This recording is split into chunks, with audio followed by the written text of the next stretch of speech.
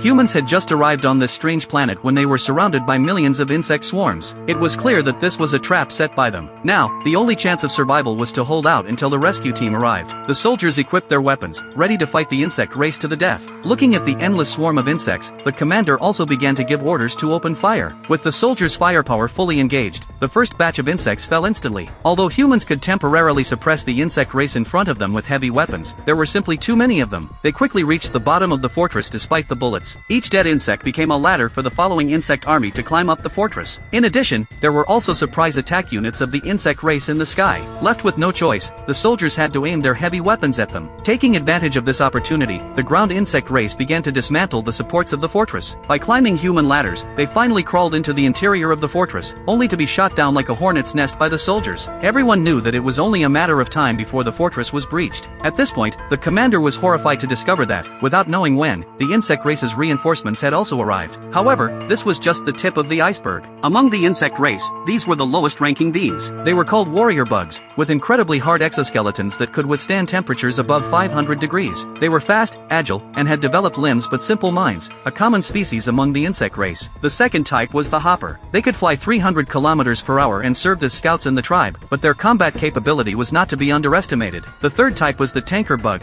nicknamed the dung beetle. Its body was wrapped in a layer of hard armor, not only extremely defensive but also elusive, often drilling out from the ground to launch sneak attacks on humans and able to spray scorching flames from its mouth, easily turning humans to ashes. The fourth type, the plasma bug, was the most terrifying existence in the insect race. Through its tail, it could fire plasma cannons with enormous destructive power. These plasma cannons could penetrate the atmosphere and deliver precise strikes on targets. Even human starships could be easily destroyed by them. They were the highest combat power among the insect race. For them, humans are nothing more than playthings. At this time, although humans had already possessed the ability for interstellar travel, the insect race was still in existence that could not be ignored. In order to expand their territory, the insect race would often launch meteor strikes carrying insect eggs to attack Earth. Fortunately, with the use of high-tech weapons of enormous power, humans were able to turn the tide every time. In order to eliminate the potential threat of the insect race, humans decided to take the initiative to strike.